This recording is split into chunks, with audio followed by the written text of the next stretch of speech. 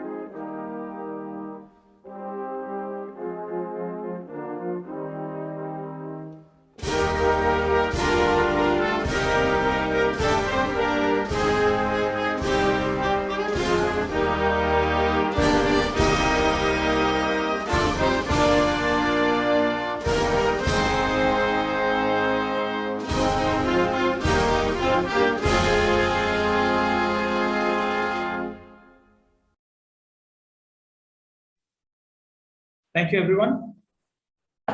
With this, we would like to officially begin today's session on the budget, Finance Budget 2022, and the points of discussions.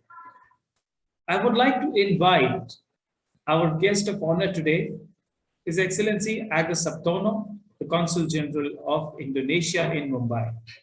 We welcome you, sir, to be part of this session of the Indian Chamber of International Business. The floor is yours, sir.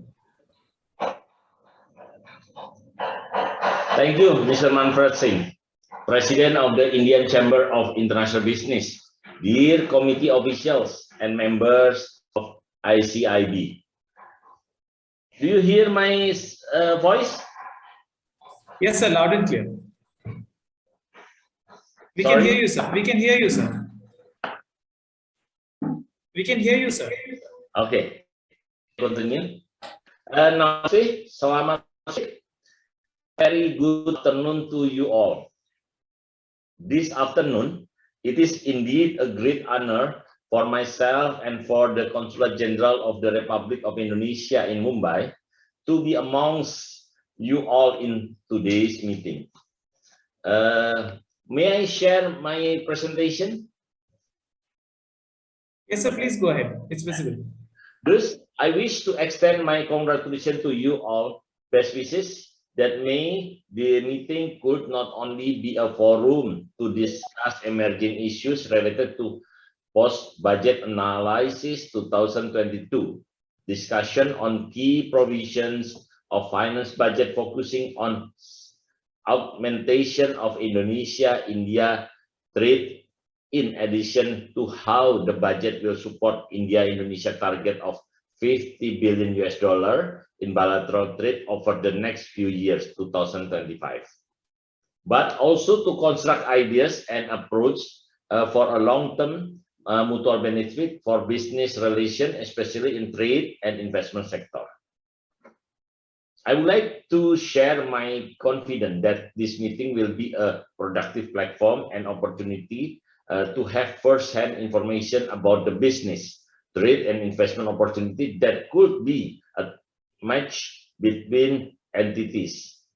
Let me start with how is the relation between Indonesia and India, where today we have reached to the highest level of diplomatic relations, which both of our leaders, Prime Minister Narendra Modi and President Joko Widodo, were inked a strategic commitment in Comprehensive Economic Partnership Agreement, CEPA, in 2018, that aim to increase our bilateral trade to become $50 billion in the year of 2035.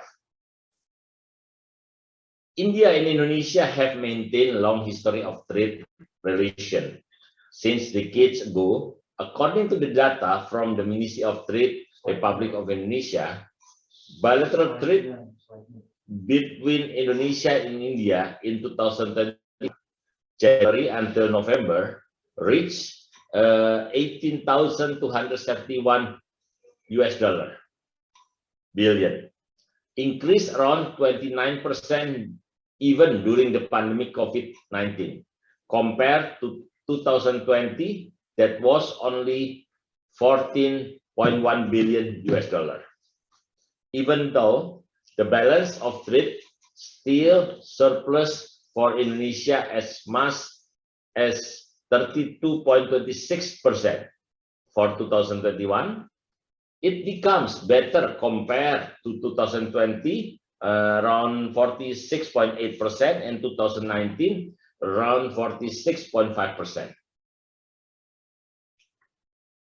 Export commodities from Indonesia, for example, mineral fuels, mineral oils, like including coal, animal or vegetable fats and oils, including palm oils, iron and steel, miscellaneous semiconductors, ores, slag and ash, rubber and article, thereof organic chemicals, inorganic chemicals, organic of inorganic compound, tin and article thereof, wood and article of wood, wood charcoal, spices, etc. While Indonesian import for India for some products such as iron and steel, and sugar confectionery, mineral fuel, mineral oil and product, organic chemicals, vehicle other than railway, trainway rolling stock, boilers, machinery and mechanical appliances, including textile machinery, bovine meat and edible meat, oilseed and oleaginous fruits, miscellaneous grains, ores, slags and ash, cereal, spices, and pharmaceutical products. Slide 6. From the slide, we can read the table top 20 export of Indonesian commodities to the world year 2019-2021.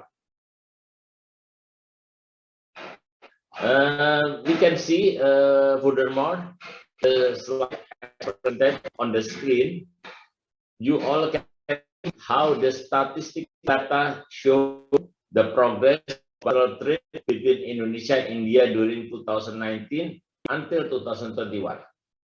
It has also shown where India and Indonesia rank in top countries among other countries in importing and exporting commodities to one another. Now we're talking about inbound and outbound investment. Could you move to outbound inbound investment? Yes. In slide 13, I believe that we need to boost FDI through priority sectors that has added value, such as pharmacy and medical equipment industry as one of the priorities, automotive industry, electric industry, renewable energy, infrastructure, and mining. For the two sectors, like renewable energy and infrastructure, both government of Indonesia and India have the same concern and priorities in this regard. We encourage and enhance cooperation in those two particular sectors. There is a list of emerging sectors, like in medicine. During the pandemic, the Consulate General have already facilitated the commitment and delivery of bulk material medicine, such as remdesivir, favipiravir, molnupiravir, hydrochloroquine from. We are looking forward for further cooperation in the sector of medicine, health, hospital medicine, kits, as well as vaccines could be further flourished in the future. Digital information. I believe that we need to enhance the digital information in India through incubator. Textile. Indonesia, well known for a polyester fabrics, supply great amount of polyester to India's textile industry. While on the other hand, India, who is having excellent qualities in its cotton, supply great amount of cotton to Indonesia. Approximately 57% Indonesian National Textile Corporation use textile machinery imported from India. However, there are some challenges about aging machinery in Indonesia that need to be revitalized and be kept in order to bolstering national textile productivity. On investment issue, we think now the government already shifting of paradigm in investment strategy, strengthening economic and health diplomacy to find non-traditional market, which led the corporation to extend their effort in penetrating new market and new destination of investment. Inbound and outbound investment, not only to attract investment from abroad, but also to nurture the corporation to be able in optimizing market through outbound investment in new emerging market. Now from slide 15 until 17, number of India's corporations set investment in Indonesia. Around 57 corporations in many sectors such as Tata, Adani, and Essar, etc. The list is also displayed on the presentation slides. While Indonesia Corporation set outbound investment in India, now 10 companies such as Mayura India, Garuda Polyflex Foods, Samudra Shipping Line India, Java Confit, and Life Nabati, Gojek, Traveloka, Anabatic Technology, Tanindo Seeds, Vaxindo, which varied in the sectors of food processing, IT, and product development, poultry seed, logistics, and soon to be sector of poultry vaccine. Next, the table shows us the investment realization from 2016 to 2021, January until September, that reached around 569.42 million in total. Next. With regard to investment opportunity in Indonesia, I would like to emphasize that the government of Indonesia is giving some facilities. One of them is the Indonesian incentive policy, like tax holiday. As presented on the screen, 520 years of tax exemption plus 2 years of tax reduction for 18 eligible pioneer sectors are displayed on the list. You can see the list. Okay. Besides that, in this digital era, the government of Indonesia also started to focus on digitalization, where there are 4 main sectors: digital infrastructure, digital society, e-government, and digital economy. In this regard, considering India is one of the leading countries in digital technology, we also encourage the enhancement of the cooperation in this particular sector. The slide shows us the growth of digital economic in Indonesia amidst pandemic. Hence, digital economic needs to be enhanced by creating digital ecosystem and channeling marketplace for SMEs, promoting incubation and development for innovation like startup, and enhancing cooperation between startup and venture capital. Next. To give on-set information, Indonesia and India are member of G20. This year, Indonesia leads as the presidency, and by next year, India will take over. It is projected that by 2050, India will become the second largest economy in the world in the PPP, and Indonesia to become number 4. Indonesia economy in 2020 decreased as the impact of pandemic-19, but it has been rebounded in 2021 and 2022. And next slide, it shows us regarding current Indonesia economic and projection by 2030 and 2050. The slide shows us regarding the Indonesia competitiveness strength that better than previous years. Now you can see how attractive Indonesia as the country destination for business, trade, and investment, and also tourism. In addition, we have a very good news for all of us that finally Indonesia has reopened tourism for foreign travelers as one of the efforts to rebound the tourism sector in Indonesia. We hope India, as the 5th largest visitor to Indonesia and the 3rd largest visitors to Bali, will be able to travel again to Indonesia, especially to Bali and Batam. Distinguished ladies and gentlemen, to sum up once again, I would like to assure you and deliver to you the message that the Consulate General of Indonesia in Mumbai is ready to facilitate and to enable you to get connected with stakeholders as well as business entities between India and Indonesia. I thank you all. Shukriya dan Jafar.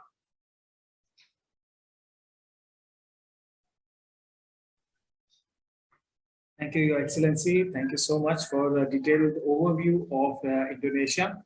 And it also gives me great pleasure to inform all those present here that Indian Chamber of International Business has been focusing on Indonesia since many years, and through the Kanudoshi Group, which is giving today's session on the budget details, we have facilitated about $50 million worth of investment from India to Indonesia. So big congratulations for the Kanudoshi Group and the Consulate of Indonesia for this thing. Thank you, Your Excellency. Thank you once again. With this, I would like to hand over for further proceedings to the team at the Kanudoshi Group, starting with Mr. Jayesh Parmar, the managing partner. And he will share his thoughts on the budget 22-23. Welcome, sir.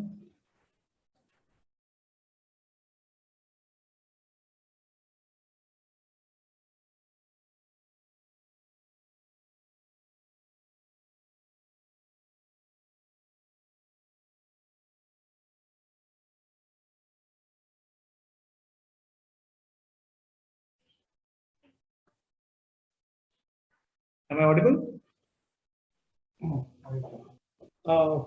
Yeah. Can you hear me? Yeah, Jayesh, please carry on. All right, thank you. Thank you, Manpreet. Thank you, Your Excellency, and thank you everyone for sparing your valuable time to attend this session. Our Finance Minister Sitharamanji, in the backdrop of third wave and election in few states, presented a budget 22-23. This is probably the shortest budget, but very, very impactful budget. This budget focuses on largely on corporate governance and policy decision. This budget is little different than others as it lays down foundation for next 25 years. That is what the Finance Minister has said. This budget is nothing but extension of earlier budgets and in continuation of our last year's budget. Budget gives us an indication of the intention of government and where the economy is heading for. So, in backdrop of this third wave and election, I think Finance Minister has given a very good conservative, balanced, and growth-oriented budget. Globally, budget is non-event. However, in India, most of the people are eagerly waiting for the budget date and they watch the budget or listen the analysis carefully. Rightly so, because in earlier years, in those days, a lot of changes were made in direct tax, indirect tax, and a lot of changes in policy also, which was directly or indirectly affecting to a common man. However, if you observed in last few years, there is a consistency in budget, stable tax regime, and more government is focusing on corporate governance. Whenever you have more corporate governance and less government, the budget will obviously be a short budget. And going forward, even this 90 minutes budget will shrink to 60 minutes budget, and I won't be surprised with that. Overview of the budget, when we say the budget is conservative, balanced, and growth-oriented budget. Conservative in a sense that if you look at the numbers in the given slide of revenue, fiscal deficit, GDP, and disinvestment, the finance minister during her budget speech made an announcement of highest collection of GST, roughly 1,40,000 crore in January 2022. So if you consider that the numbers given of revenue collection from roughly 21 to 22 is not good numbers. Even fiscal deficit 6.4, I think we have reached to pre-pandemic level, and in some cases we have surpassed the numbers of pre-pandemic. GDP from 9.2 to 8.5, and I think all these numbers whichever given in the budget will be surpassed, provided there is no new wave or new pandemic or new lockdown. So I am quite confident. Even in disinvestment, the LIC disinvestment is around the corner, and from 1,75,000 to 65,000, either the government is going slow on disinvestment, or they have taken extremely conservative estimate. Balanced budget, when we say, considering the election in few states, everyone was expecting this would be a populist budget. However, government has not given any subsidy. In fact, in a couple of cases, the subsidy in Manrega and fertilizer, the subsidy has been reduced. Now, the spending on pandemic was there, and it was expected that some new levy or new taxes would be introduced, either in form of wealth tax or in terms of estate tax. However, nothing has come up, so it's very well balanced budget, and it really needs courage. When we say growth-oriented budget, the total focus of government, I believe, is on policy decisions and to bring in the growth. To bring in growth, the more focus is on infrastructure spend, digitalization, education, MSME startup, domestic manufacturing, and capital expenditure. Infrastructure, if you see this Gati Shakti and multimodal national parks and urban transportation and connecting the major rivers, I think that will boost tremendously to the economy and generate a lot of employment opportunity. Obviously, it will reduce transport costs and bring in efficiency as well. Digitalization, the entire focus of government is, I think, on digitalization, linking of post office to central banking system and laying of fiber optic cables in villages and bringing this 5G network. I think this will uplift the rural area and rural population. Obviously, this will impact our rural life. And with this digitalization, a lot of efficiency can be brought in. Focusing on rural area again on children who have lost last 2 years on this education. The introduction of one class, one channel or PME Vidya and setup of digital university, I think this would propel that education system. MSME and startup. I think government has given 1 year extension for manufacturing company and a startup to avail the tax benefit of 15%. Domestic manufacturing, 68% of defense sector marked for local industry, and lot of focus is on Make in India and Make in India and MSME sector to start manufacturing activity in India. Capital expenditure, I think it's a very good move of 7.5 lakh crore, up by 35%, will definitely lead to employment generation and propel the economy engine. 1 lakh crore financial assistance to various to all the states will again bring in the efficiency and economic growth. However, we can surpass all the numbers and achieve all the targets, which are quite reasonable, provided there is proper implementation of all the schemes. Moving forward to taxes, I think Finance Minister spent 15 minutes on direct tax proposal and 10 minutes on indirect tax proposal. So 25 minutes out of that 90 minutes. And going forward, this probably will become 10 minutes job. Tax rate, if you see more or less, it's same. Hardly any amendment is there.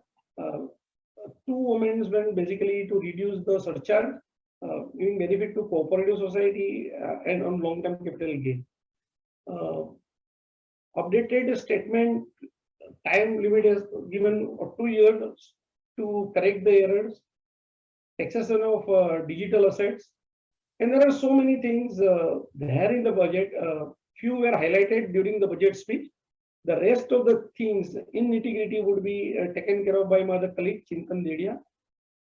Indirect tax, again, if you look at GST, we have very few slabs. So few items up and down, there's nothing much to be done in GST. However, the area which was left earlier, custom duty, there's a lot of amendments in custom duty. And I believe these changes in custom duty to encourage the Make in India and to encourage the domestic manufacturing. Even some changes are to align with the WTO agreement and a new SEZ policy which is coming for domestic manufacturing. To encourage that, I think these changes have been made in custom. I think this is an overview of this budget 22-23. Now I request my colleague Chintan Dedia to take up direct tax nitty-gritty. Thank you.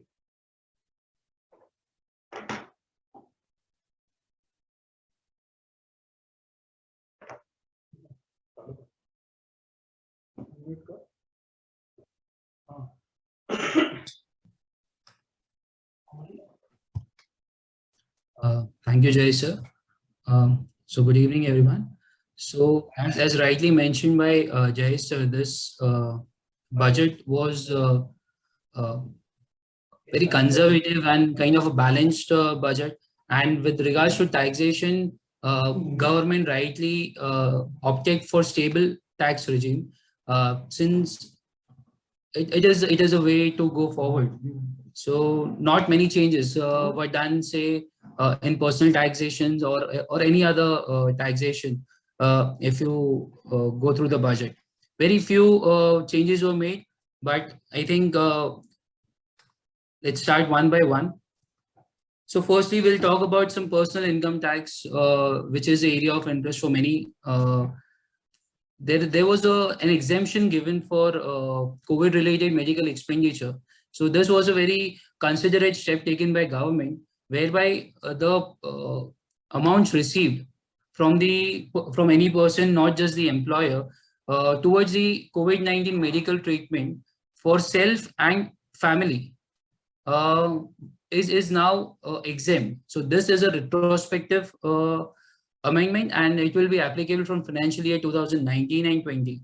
So basically, any amount received by a family member of an individual deceased on account of COVID-19 related illness within 12 months from the death shall be exempt, which is received from employer. So any amount received from employer is exempt without any ceiling limit, and from any other person is exempt up to 10 lakhs. Next, please. Next change with regard to personal income tax was tax relief for persons with disability. So here the deduction is now allowed on premium. Basically, earlier only deduction was allowed on premium paid for annuity or lump sum amount payable to disabled dependent if such annuity or lump sum amount is payable on death of guardian or parent. Now this is extended extended to the policy or the annuity where the amount is received even during the lifetime of the guardian or parent after attaining the age of 60 years. Next, please. Another interesting and very interesting change or amendment that came into effect was updated return. So you must be aware that in the budget speech, it was announced that now people would be able to file an updated return even after expiry of 2 years from the end of assessment year. So this was a positive step where any missed income can be put forward to tax without much of penalty and assessment. So here one point to note down is that you will have to pay an additional tax of 25% over and above the tax interest and other fees if the return is updated within 1 year from the end of relevant assessment year, and it would be 50% if it is paid before the expiry of 2 years. So this point was not pointed out in the budget speech, but this again is a positive step even when we consider that 25% or 50% is to be paid over and above the tax amount. Next incentives announced were for IFSCs. So IFSCs, as you must be aware, are international financial service centers that cater customers outside its own country. So India's first IFC was set up in Gujarat, and it is currently the only IFC. So government has been trying to incentivize these IFCs to promote more and setting up of more and more IFCs and to promote the international investments. So again, as expected in this budget also, the government has come up with some more exemptions for IFCs, which are listed here. So some which are given to the non-resident. So some of them are income from transfer of offshore derivative instruments or over-the-counter derivatives entered with an offshore banking unit of an IFSC and related to some other also exemptions also. So these are good steps to promote IFCs in India. Next, please.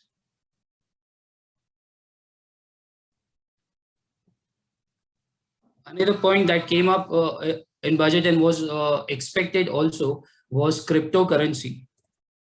So till February 1st, 2022, there was no clarity on taxation of cryptocurrency.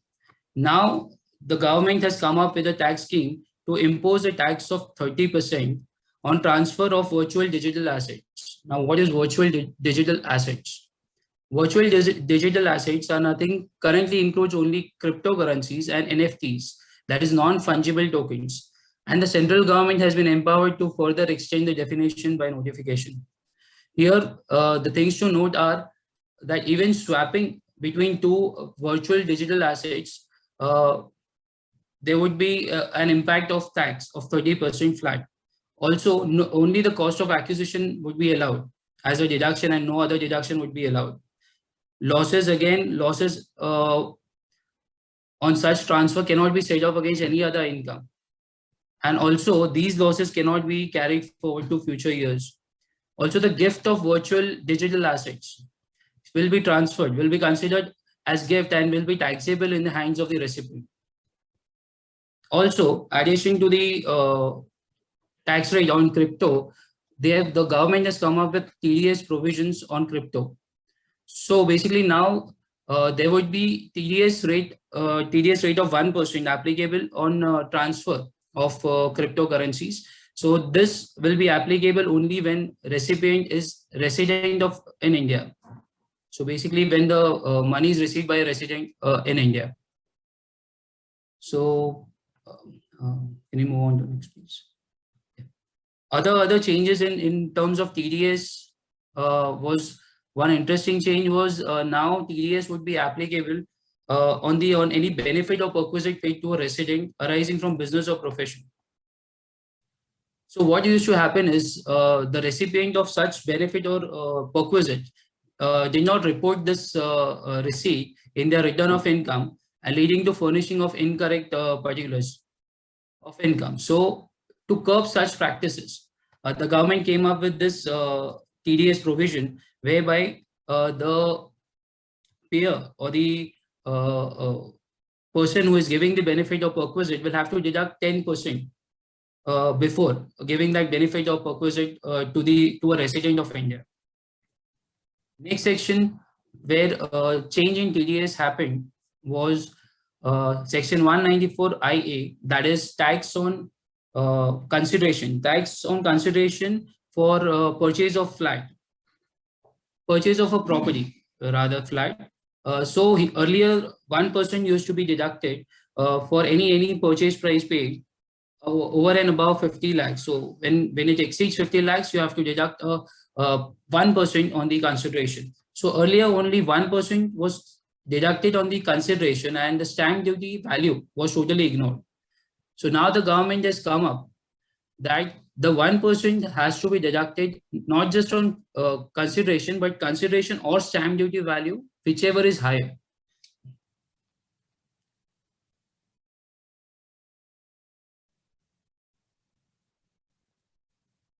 Next major change was in budget 2021, government came up with the TDS on non-filers at a higher rate.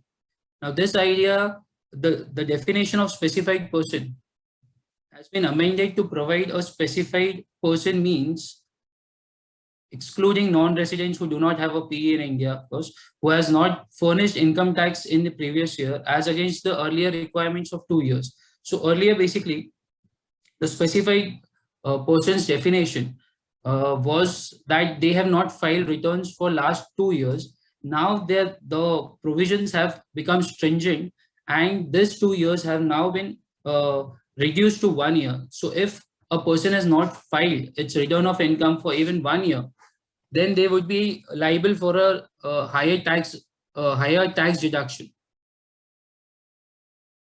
Next small change again was with regards to TCS was the prosecution provisions for second and consequent offences for failure to pay TDS has been proposed to be extended for TCS provisions also. Next please. Another change with regards to assessment and some extension of the provisions of section 263. So with regards to transfer pricing assessments, the timelines to issue directions for application of the faceless assessment scheme to transfer pricing have now been extended to March 31st, 2024.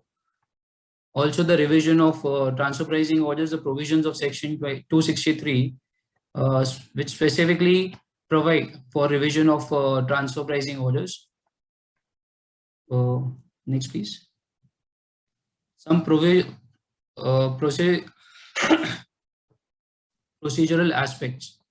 Procedure where an identical question of law is pending before High Courts or Supreme Court. So basically, income tax authorities can now defer filing an appeal before the High Court and Tribunal if an identical question of law is pending before the jurisdictional High Court or a Supreme Court. This is done to reduce the litigation and appeal on identical question of the law. Tax authorities are required, which took up basically a lot of time of the courts. Also, the date of issuing directions for faceless proceedings for DRP and the tribunal have been deferred to 31st March 2024.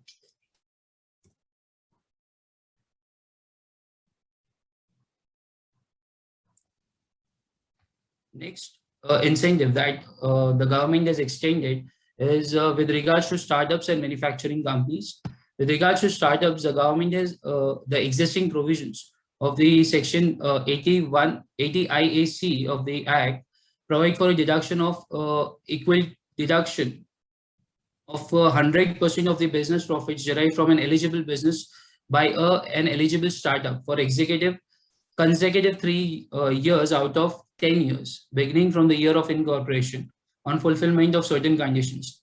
One of such conditions was that startup should be incorporated on or after 1st April 2016, but up to 31st March 2022. This date has been extended to 31st March 2023. Nextly, in order to promote the idea of Make in India, the government had introduced a favorable tax regime for new domestic manufacturing companies offering a low tax rate of 15% plus applicable surcharge and cess through insertion of section 115 BAB. This benefit was available if the new domestic manufacturing company was set up and registered on or after 1st October 2019 and was required to commence manufacturing or production of an article or a thing on or before 31st March 2023. This date has now been extended by 1 year. And the eligible manufacturing companies who commence manufacturing on or before 31st March 2024 can also opt for concessional tax scheme. Next is with regards to business reorganization. This year's budget also proposed amendments to reduce hardships caused by business reorganization.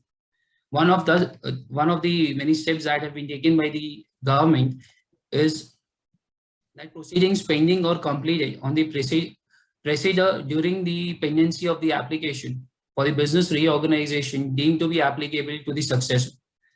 Now, what does that mean? We take an example. If A Limited is being merged with B Limited, both companies need to file an application with NCLT. Now, in that case, any proceeding pending under the Income Tax Act 1961 against A Limited, which is going to be merged with B Limited, from the date of filing of such application till the final order is passed by NCLT shall be deemed to be conducted on B Limited. Also, now the government has come up with a modified return concept where the successor entity, that is the merged entity, can now file a modified return within 6 months or from the end of the month of issuance of the NCLT order. Both of the above provisions are applicable from financial year 21-22. Next major change that came up was for charitable trusts. Income tax exemptions are applicable to charitable trust under 2 sections. One is under section 1023C and the other is for trust covered under section 12AA and 12AB. The finance bill proposes to rationalize the exemption provisions under both the regimes by bringing consistency in the provisions of the 2 exemption regimes. Hence, they have introduced various provisions that makes the exemptions for trust registered under 1023C in lines with 12AA. Next, please. Other key proposals were, as Jayesh sir mentioned, the surcharge on AOPs have been capped at 15%, and also on the long-term capital gains arising on transfer of any of the asset, which was earlier limited to only assets covered under section 112A and 11A, that is shares on which STT is paid, have now been capped at 15%. Also, the EMT has been reduced for cooperative societies from 18.5% to 15%.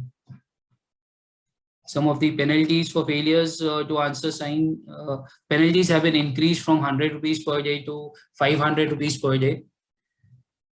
Again, one of the major change that came is withdrawal of the concessional tax rate of 15% on dividend received by an Indian company from a specified foreign company. Specified foreign company is nothing but the company in which the Indian company holds more than 26% of shares. One change under section 43B that came up was conversion of interest payable into interest payable into debt basically into debenture or any other instrument was construed to be payment under section 43B, and deduction was allowed under that section for years now.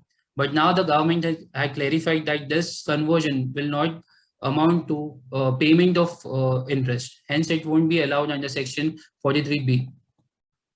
Other changes, small changes were made for dividend strippings also. Then reduction of goodwill was made. The goodwill in budget 2021, the goodwill was treated as non-depreciable asset, and in lines with that amendment, the government has come up with the clarification that goodwill from the block of assets will be treated as transfer for the purpose of capital gains. Other major change was a clarification given by the government on surcharge and cess. Many businesses were now claiming cess, education cess, as an expenditure for against the income. So now the government has clarified that the cess is also considered to be a tax, and this cannot be claimed as a business expenditure. These were the major changes that government came up with. Now to speak more about indirect taxes, I hand over to Jyoti Kawa, my colleague. Jyoti ma'am, over to you.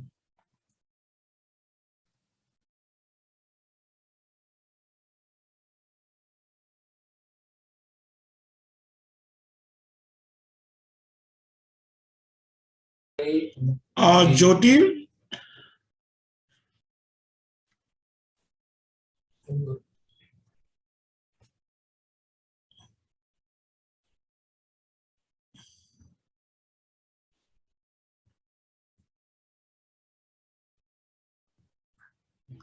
Hello. Good evening. Good evening, everyone. You are on mute. Hello. Okay, sorry. Yes. Okay, we can hear you. Yeah. Yes. Good evening, everyone. So, as Jayesh bhai already mentioned, that the changes were announced in either 10 minutes or 15 minutes during the budget. So, similarly, in case of indirect taxes, majority of the changes have already been discussed at the council level or at the various other amendments which had come. Either they have now, amended to ensure that the changes are converted into a law. Okay. So I'll just discuss the GST updates. Can you share the presentation? Yeah. Next slide, please. So the first amendment is relating to the extension of a time limit for availing credit or any modification in invoice, credit note, debit note, or any modification in the returns which are already filed like GSTR 1 and 3B. So this time was earlier available till 30th September. Now it has been extended till 30th November. It's a welcome move because generally finalization of books of accounts for majority of the taxpayers goes up to 30th November, and hence this is a welcome move. Okay.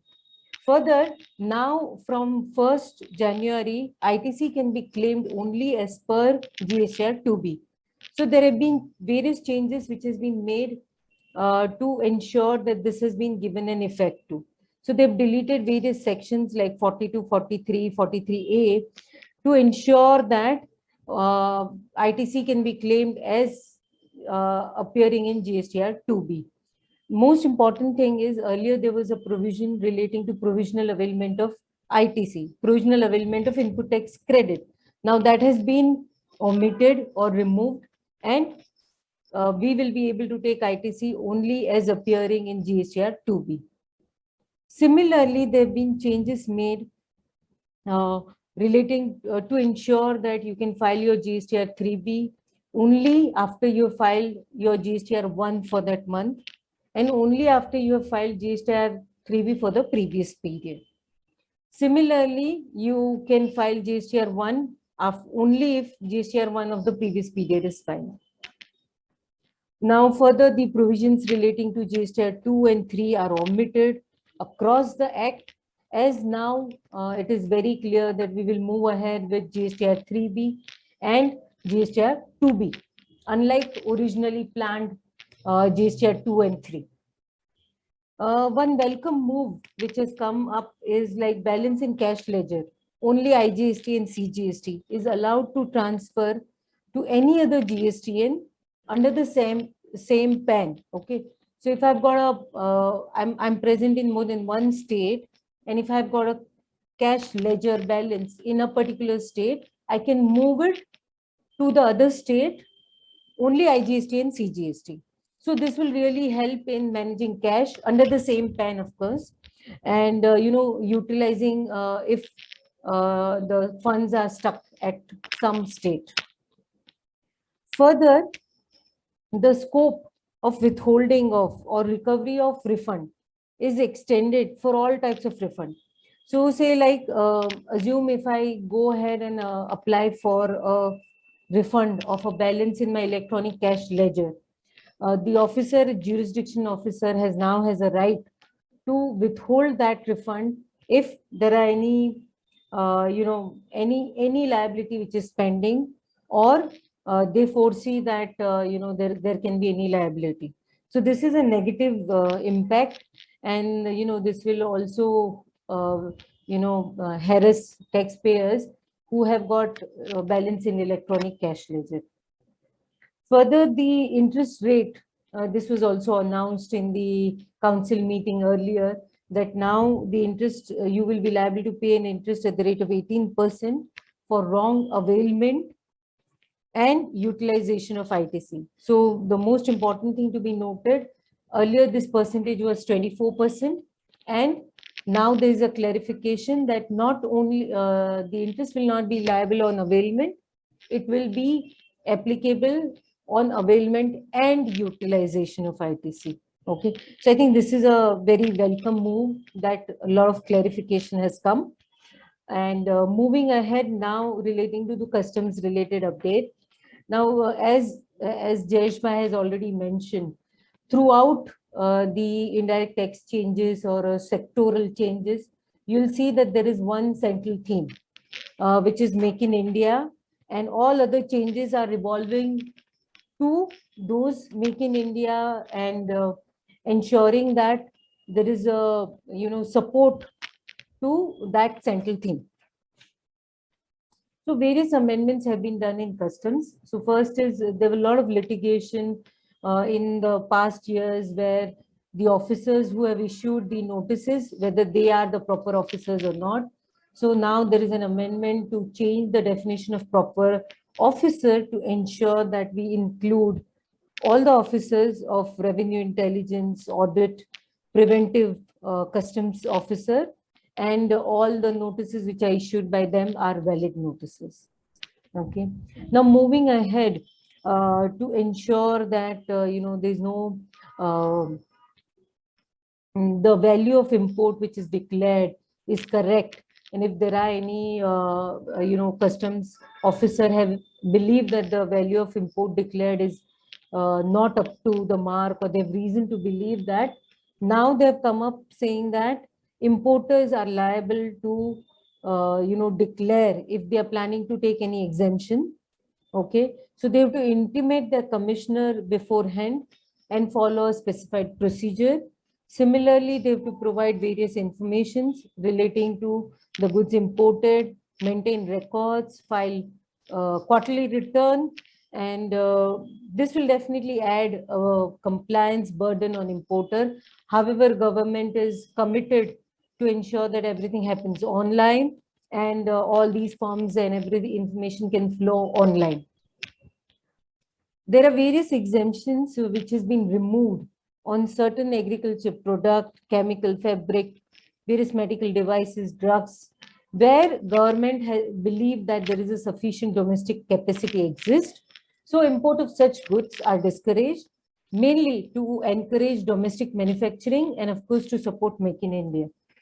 And a lot of focus has been given that if there are certain items, like raw material or input which goes in the manufacturing of a capital goods or manufacturing of export products, then the concession has been continued for such items. There is a comprehensive review to simplify all custom rates, tariff structures, mainly in the sectors of chemical, textile, metal, to ensure again that this rationalized structure supports the manufacturing in India, and later on supports the exports, and overall, shifting of manufacturing from China to India. So moving ahead, the same theme, they've ensured that to encourage exports, they've incentivized mainly the inputs. We can move to the next slide. Yeah.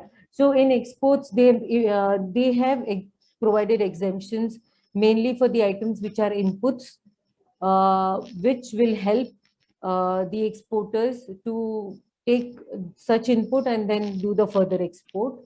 Now, similarly, to promote shrimp aquaculture, they have allowed certain inputs. Duty has been reduced on that. Similarly, like SEZs. So government has going to come up with a new legislation in place of SEZ, and they are planning to involve states to ensure that states also can take part in the development of enterprises. Now, one more thing which the finance minister has promised is that the complete administration of SEZs will be fully IT driven, and it will be implemented by 30th of September. It's a very, very aggressive target, but it's a good sign that there is a promise and a timeline. Similarly, the custom duty on cut and polished diamonds and gemstones have been reduced to 5%. Also, wherever there is an import disincentivize the import of undervalued imitation jewelry, they've ensured that there is a minimum custom duty on that.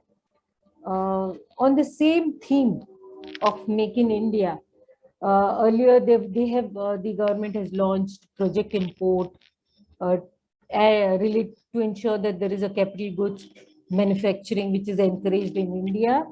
Now they have come up with a proposal to gradually phase out the concessional rates of import duty and to bring it to around 7.5% to give a level playing ground to the Indian manufacturers and to, of course, support Make in India.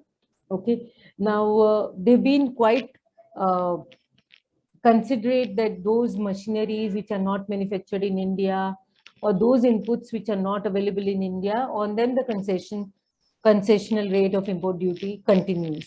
Okay.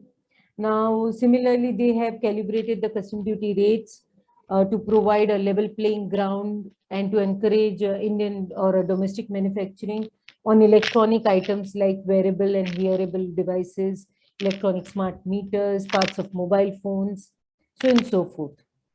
In terms of chemical also, for critical chemicals like menthol, acetic acid, and the chemical required for petroleum refining, they've reduced that, the duties on them. However, on certain items, they have again increased the duty to ensure that the domestic manufacturers have a level playing ground. And there is enough capacity within India to manufacture. Now, all these concessional duty rates or what you call rationalization of import duties and all will definitely help key sectors in India like MSMEs, agriculture sectors, those who are into the export of various types of goods. Okay, so there's specific duty exemptions which are given relating to steel scraps and related items. There has been also change in terms of anti-dumping duty and CVD on stainless steel and related items.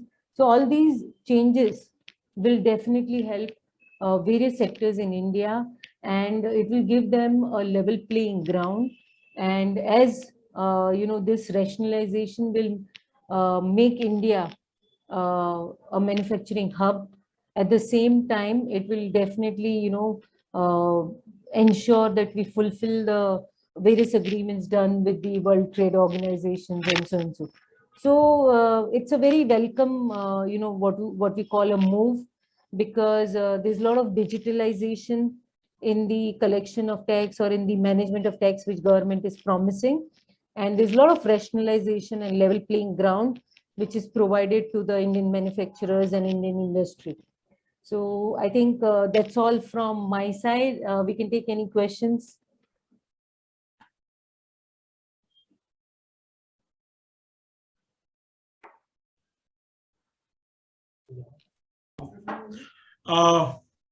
We would welcome any questions either on chat box, or you can unmute yourself to ask questions.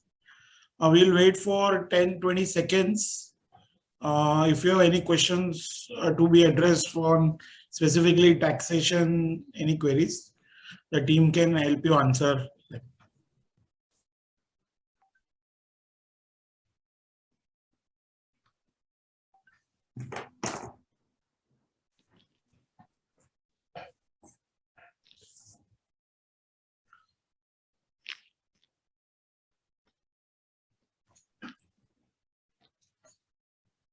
All right, so it seems as at the start, what Jayesh said, that it is a very straightforward, conservative, short budget and very uncomplicated, and it seems we don't have any further questions. On behalf of Kanu Doshi Group, just a second, there is one question in the chat box. More details on goodwill and form block of assets. So maybe Chintan can address that question. Yeah. So with regards to goodwill, what they have come up with is basically, if say the block of asset in your books in income tax books is say 100 rupees, and which is includes goodwill, and your goodwill value, the goodwill written down value of goodwill was 80 rupees. So the way you have to remove it is just show it as 80 rupees as your deduction from 100 rupees, and the 20 rupees would continue to be the WDV of the intangible blocks. So that is just is what we understand, and this is how it is to be interpreted. I hope that clarifies.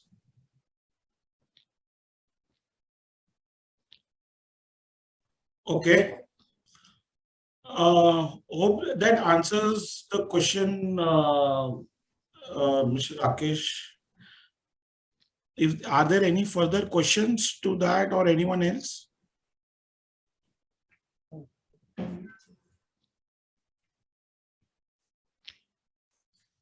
Okay. So I would again like to thank everyone for taking out time and listening to the panel today, who tried to demystify the budget. And on behalf of first Kanu Doshi Group, I would like to thank ICIB for the opportunity. Further, on behalf of ICIB being one of the committee members there, I would like to thank the Consulate of Indonesia and His Excellency to be present here and giving his few words on the budget and also on opportunities between India and Indonesia. We always find comfort from your team with the way they support us in all our efforts with our clients as well. So thank you, sir. And Thank you I very would like much. to thank everyone who is present here again on behalf of ICIB and RCMG for attending this session. We wish you all great health and an enterprising year ahead for financial year 22-23 as given a roadmap by the government. Thank you, everyone. I would like to end this meeting here. Thanks, everyone. Thank you. Thank you. Thank you. Thank you.